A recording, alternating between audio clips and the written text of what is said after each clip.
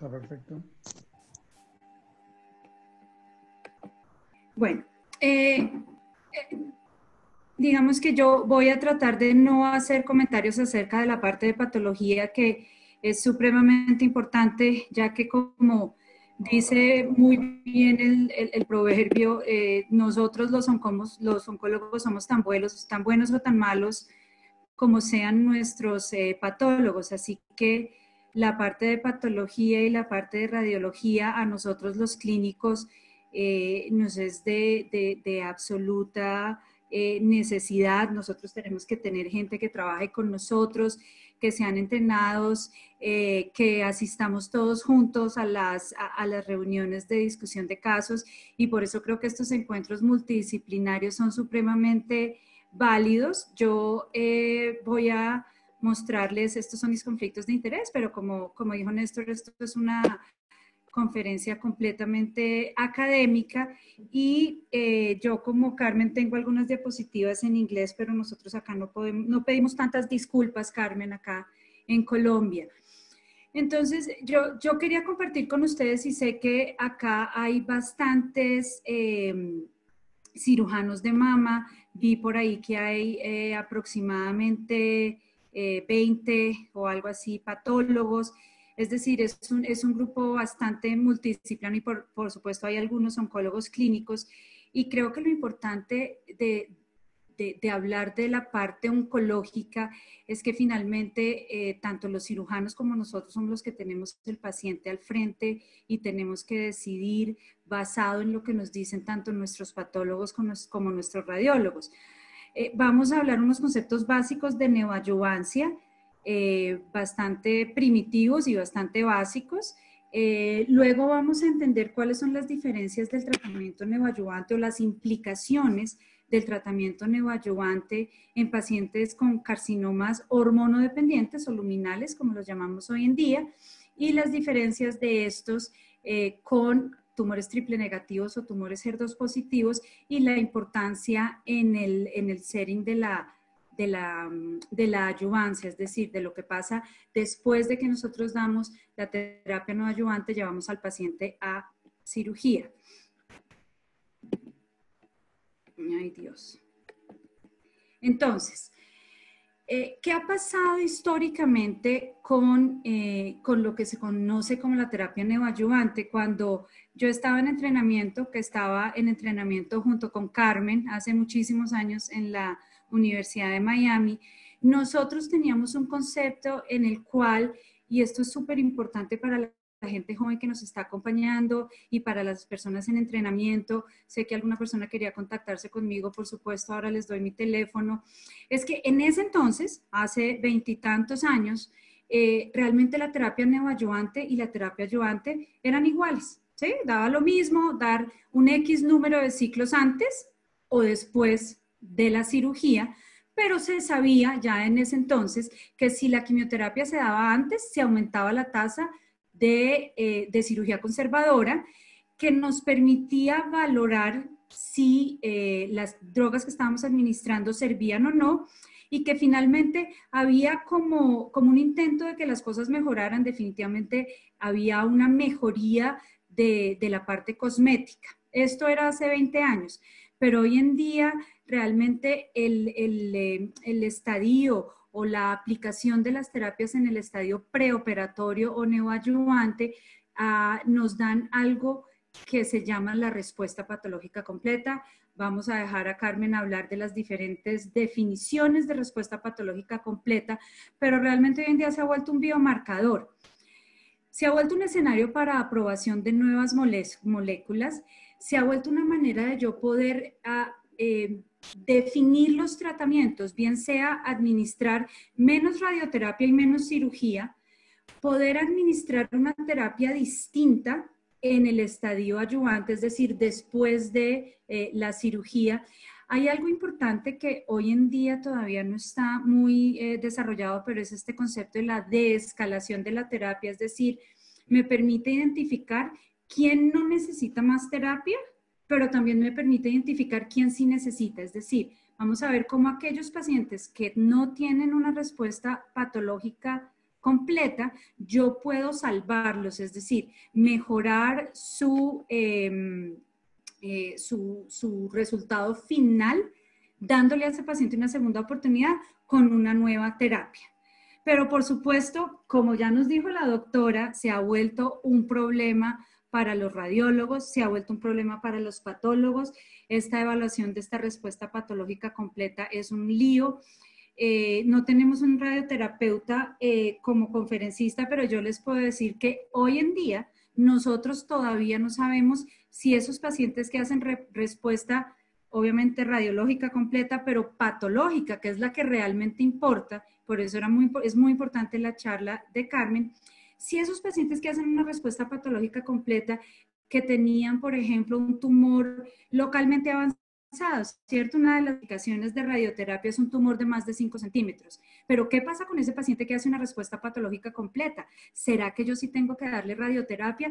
Y ese realmente es el challenge que tenemos hoy más grande, que no sabemos cómo interpretar toda esta nueva información que nos ofrecen los estudios clínicos que pueden cambiarle el tratamiento al paciente y pues que realmente hoy no tenemos la respuesta correcta. Ahora, nuestra compatriota Patricia Cortázar hace ya bastante tiempo, unos 6 años, publicó este estudio que fue muy importante. Lo que ella trabaja en la FDA, cuando trabajaba en la FDA, hizo este metaanálisis.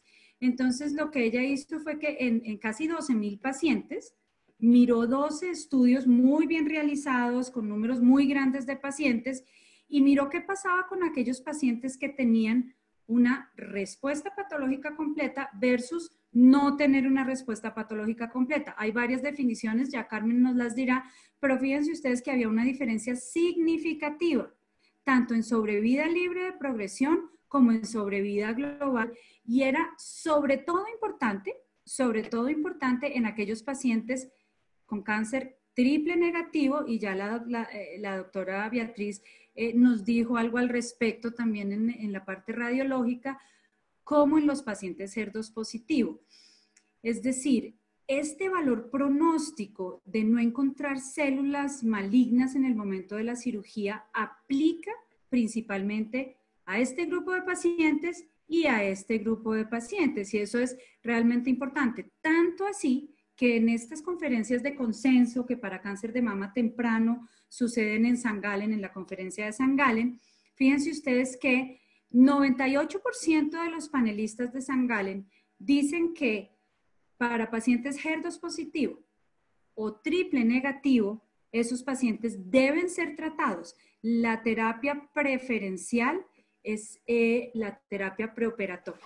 ¿Esto por qué hago tanto énfasis en esto? Porque todavía yo recibo pacientes que son operados por nuestros queridos cirujanos por fuera de la institución, en donde no hay una discusión al respecto, y de pronto me llega una mujer de 40 años ya operada con un carcinoma triple negativo, con o sin ganglios linfáticos positivos. Entonces, es muy importante que nuestra gente en entrenamiento, que nuestros cirujanos tomen este tipo de discusiones junto con el oncólogo. Ahora, fíjense ustedes que en cánceres de subtipo luminal, esto no es tan cierto. ¿Por qué no es tan importante el ofrecer terapia preoperatoria a pacientes de subtipo luminal? Básicamente, fíjense la respuesta patológica completa acá. Esta respuesta, esperen un segundo que mi pantalla me está tapando. Esta respuesta patológica es de, aquí tienen ustedes, para terapia endocrina 3%, y para quimioterapia 6%. Estamos hablando que en estos pacientes de subtipo luminal, la respuesta patológica completa es muy bajita. Miren esto es un estudio, y no importa el estudio, no estoy acá para discutir específicos de quimioterapia.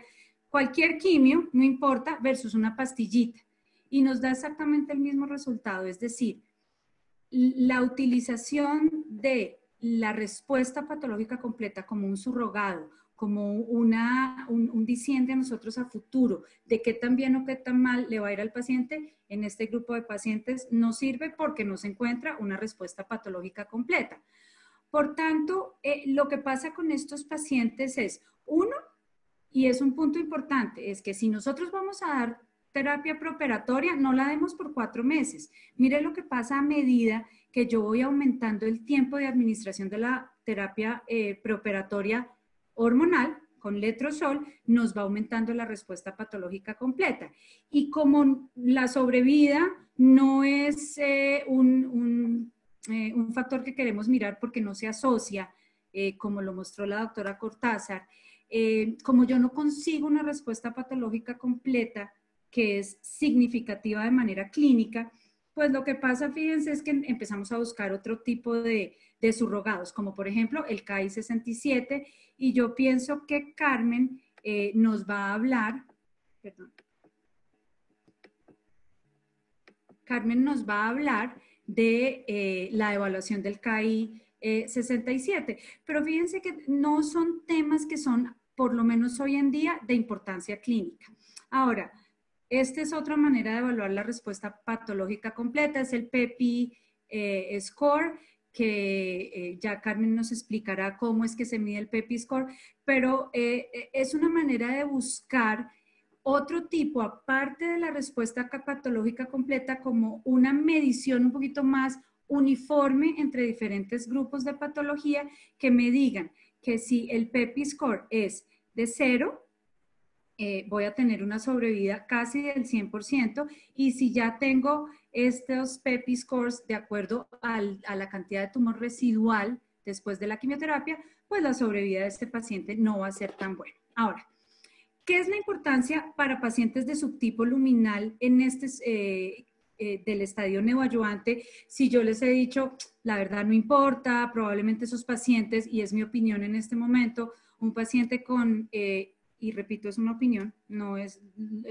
un dogma, pero en este momento si yo tengo un paciente con un carcinoma de subtipo luminal, probablemente, a menos de que vaya a participar en un estudio clínico, lo mejor es operarlo, si el paciente es operable, para después definir con una prueba de estas genómicas, bien sea un MammaPrint, bien sea un Oncotype, un EndoPredict, si el paciente se beneficia o no de la quimioterapia. Ahora, en este grupo de pacientes lo que sí se hace es que se vuelve un escenario para evaluación de las nuevas moléculas. La doctora Beatriz habló de esto.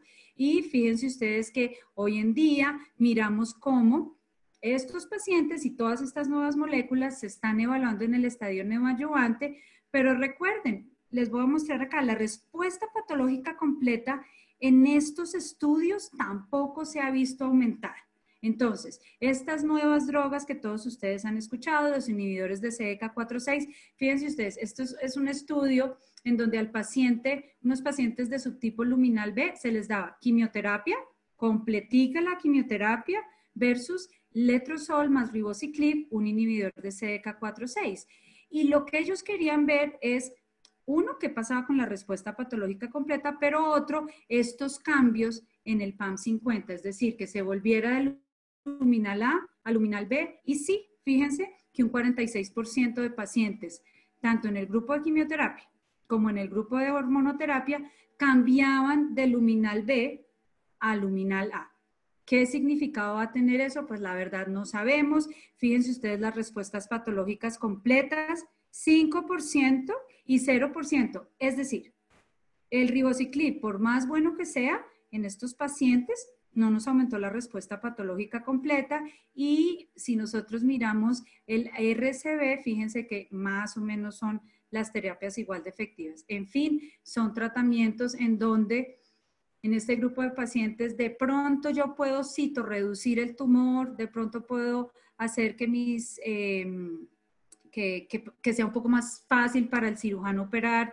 Mis cirujanos, si tienen pacientes jóvenes con tumores de tipo luminal grandes que quieren conservar su seno, podemos intentar la quimioterapia o en algunos casos la terapia endocrina, pero yo pienso que más allá de verdad no vamos a conseguir más de esto con la terapia luminal, excepto la evaluación en escenarios de investigación y de la investigación de las nuevas moléculas. En donde sí es muy, muy importante es en los pacientes con carcinoma triple negativo. Estos pacientes, fíjense que siempre hay una enorme diferencia en estos pacientes entre tener una respuesta patológica completa a no tener respuesta patológica completa. El problema con los triple negativos es que todos son distintos, ¿cierto? Hoy tenemos 4 subtipos de cáncer triple negativo.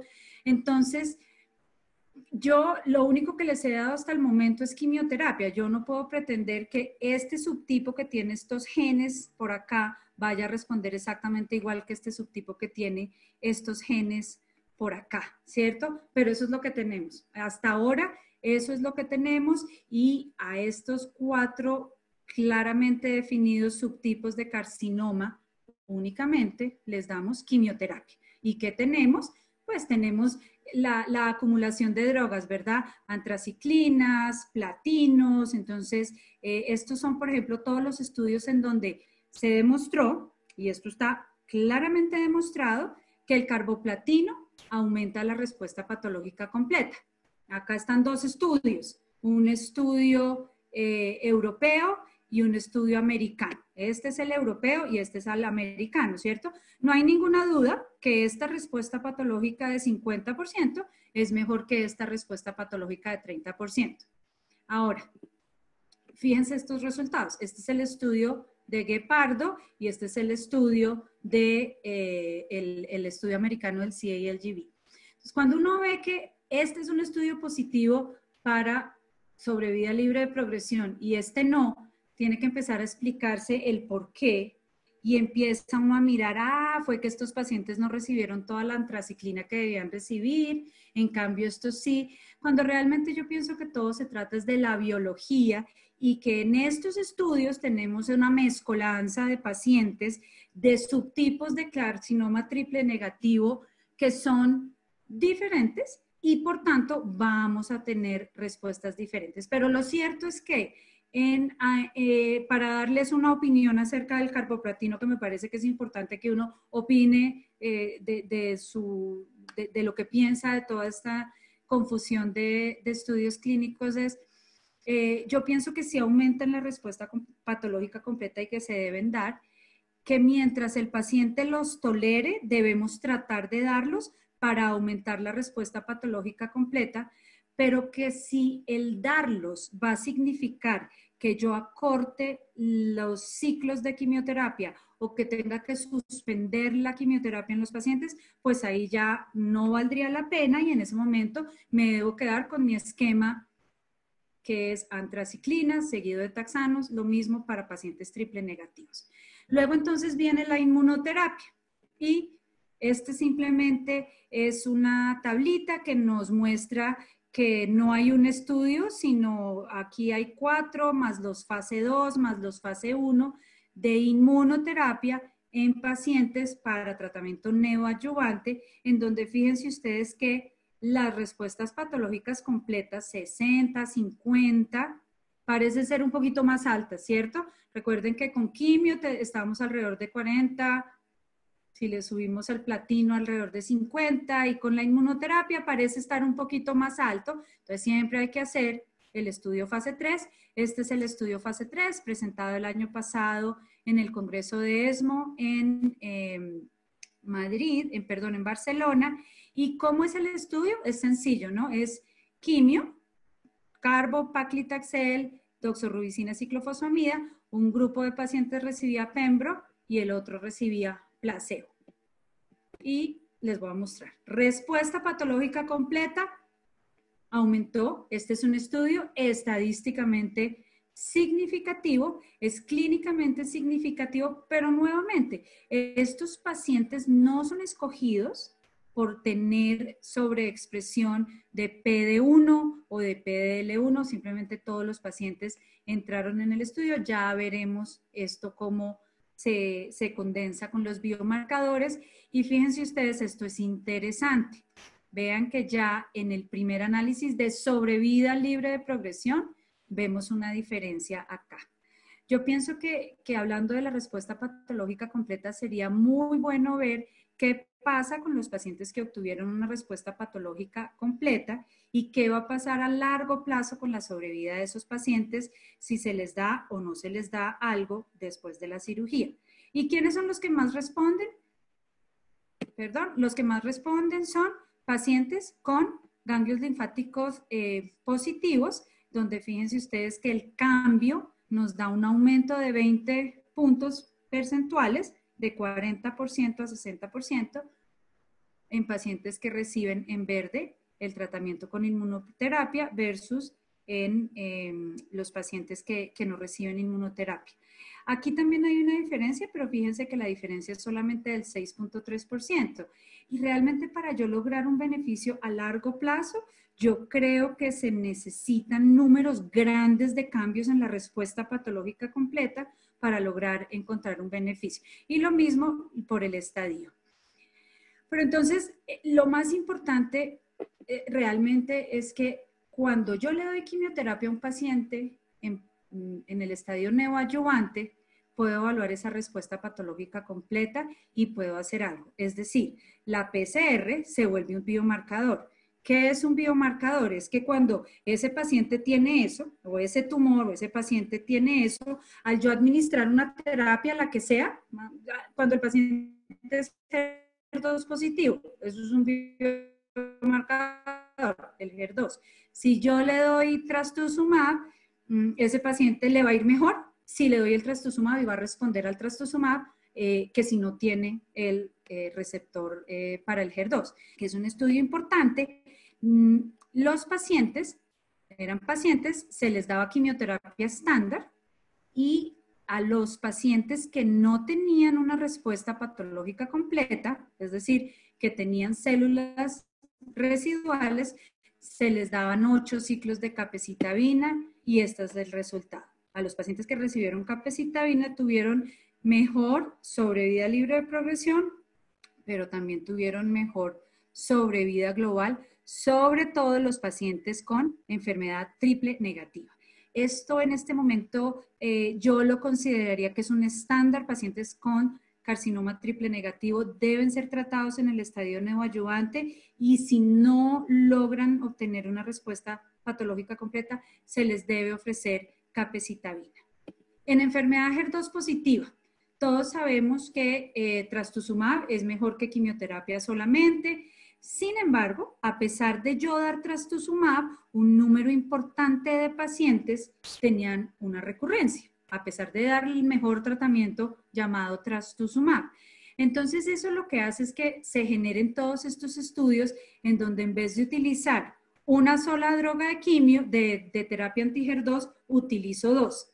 Y este tal vez es el primero y yo les quiero mostrar este estudio no para decirles cuáles son los brazos de tratamiento, sino para mostrarles cómo utilizar 2 drogas, en este caso trastuzumab y pertuzumab, aumentó la respuesta patológica completa, ¿cierto?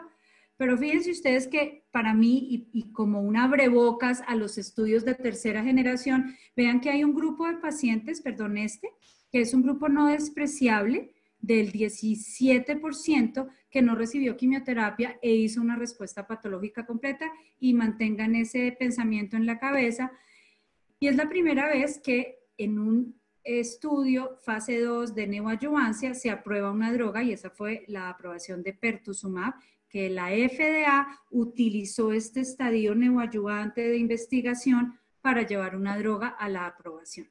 No los voy a aburrir, pero fíjense, aquí nomás hay 5 estudios en donde se utilizan en vez de 1, 2 tratamientos anti-HER2. Vean ustedes, todos aumentan la respuesta patológica completa y si ustedes recuerdan nuestras curvas de Patricia Cortázar en enfermedad HER2 positiva y en enfermedad triple negativa, aumentar esa respuesta patológica completa tiene un beneficio de sobrevida a largo plazo para los pacientes. Entonces, vean ustedes que las PCRs aumentan cuando yo uso 2 drogas anti-HER2 en vez de 1.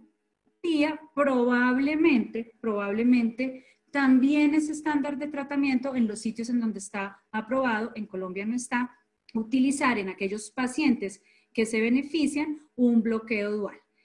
Pero tal vez uno de los puntos más interesantes que hemos aprendido de estos estudios neoadyuvantes es lo que hoy en día llamamos la deescalación del tratamiento. ¿Cuáles son esos pacientes que no necesitan quimioterapia? ¿Cuál es este pequeño grupo de pacientes que alcanza una respuesta patológica completa sin yo administrarle quimioterapia? Entonces, el primer grupo es escalación. En triple negativo es todo escalación, aumentemos, aumentemos, aumentemos. Pero en este grupo de pacientes sí hay un grupo en quien nosotros podemos deescalar. Nuevamente, no los voy a aburrir con los esquemas, pero fíjense ustedes todos los estudios que hay ya publicados de escalación, es decir, esquemas de quimioterapia, esquemas de neoadyuvancia libres de quimioterapia. Y yo les voy a mostrar este porque a mí me parece interesante. ¿Por qué? Porque es un estudio negativo. Ojo, es un estudio clínico negativo. No cumplió su objetivo primario, pero es muy interesante. Este es el diseño del estudio. Es un estudio en donde el paciente recibe lo estándar. Lo estándar sería hoy en día docetaxel carboplatino, trastuzumab y pertuzumab, ¿cierto? El bloqueo dual por 6 ciclos, estándar, cirugía y luego continuar con lo estándar. Y fíjense el otro brazo, TDM1 y pertuzumab. Esto es muy parecido al estudio Caitlin que fue presentado ahorita en ASCO. Entonces, fíjense que hay este grupo supremamente bien tolerado. Este grupo de pacientes reciben este esquema versus este esquema que es el esquema estándar. El estudio quería comprobar que esto fuera no inferior a esto y no pasó, ¿sí? Les voy a mostrar la curva. No pasó. Es mejor dar quimioterapia. Es mejor dar quimioterapia. Sin embargo, quiero que vean esto. La sobrevida libre de enfermedad invasiva. Hay 1% de diferencia. Porque es que la sobrevida libre de enfermedad incluye recurrencias locales, incluye otros nuevos cánceres, etcétera. Pero esto es recurrencias a distancia invasivas, que es de lo que los pacientes se mueren. Hay solo 1% de diferencia, pero como estamos hablando de PCR, yo quiero que ustedes vean las diferencias de acuerdo a si el paciente tuvo una respuesta patológica completa o no. Y fíjense ustedes, les va supremamente bien a los pacientes que hacen una respuesta patológica completa con quimioterapia, 97% a los 3 años de sobrevida libre de enfermedad invasiva, y con un esquema libre de quimioterapia, 96.7%. Es decir, hay menos de, o hay un 1% de diferencia o menos de un 1% de diferencia a favor de la terapia dual en pacientes que tienen respuesta patológica completa. Esto nos debe llevar a nosotros a estudiar este esquema y ver si estos pacientes realmente nunca necesitan quimioterapia. Lo mismo surgió del estudio Caitlin. Hay un grupo de pacientes que realmente no necesitan quimio y es en esos pacientes en quienes debemos de escalar la terapia. Ahora, ya para terminar, en el estadio HER2 positivo, la PCR, la respuesta patológica completa, también es un biomarcador, ¿ok? Es decir, si hay una respuesta patológica completa, yo no necesito una droga, pero si no hay una respuesta patológica completa, yo necesito cambiar el tratamiento en el estadio adyuvante, igual que con capecitabina, ¿sí? En triple negativo, si no tengo enfermedad residual, no necesito nada más, descalo la terapia, estoy tranquila con mi paciente. En los pacientes HER2 positivo, si en este momento de la cirugía hay tumor residual, miren la diferencia entre dar TDM1 y continuar con trastuzumab o trastuzumab pertuzumab. Esto es una hazard ratio que no la encuentro, pero ya la encontré, de 0.5. Es decir, es el 50% de disminución de la posibilidad de desarrollar metástasis si yo cambio la droga a TDM1. Esto es más importante y es un biomarcador más importante que cualquier otro biomarcador que tengamos nosotros. Fíjense ustedes que los otros puntos que se evaluaron en Catherine, que era el estudio que nos dio el TDM1, para todos gana el TDM1. Y estos pacientes que participaron en Catherine, aquí entraron solo pacientes que no tuvieron una respuesta patológica completa. ¿Ah? Para entrar en Catherine se tenía que no tener una respuesta patológica completa. Es un estudio limpio, es un estudio clarísimo que nos dice que la respuesta patológica completa sí funcionó como un biomarcador, y ya en cuanto a sobrevida global se nos están empezando a abrir las curvas. Entonces, en resumen, si yo tengo pacientes para evaluar en grupos multidisciplinarios. Si el paciente tiene un tumor triple negativo o un tumor HER2 positivo, el estándar es terapia preoperatoria. Ya entrarán a discutir entre los grupos qué tipo de terapia preoperatoria darle. Para pacientes con carcinoma de tipo luminar, la verdad no es tan claro, los objetivos son diferentes. Me parece que no es un absoluto en este momento que sus pacientes tengan que recibir quimioterapia o cualquier tipo de terapia preoperatoria.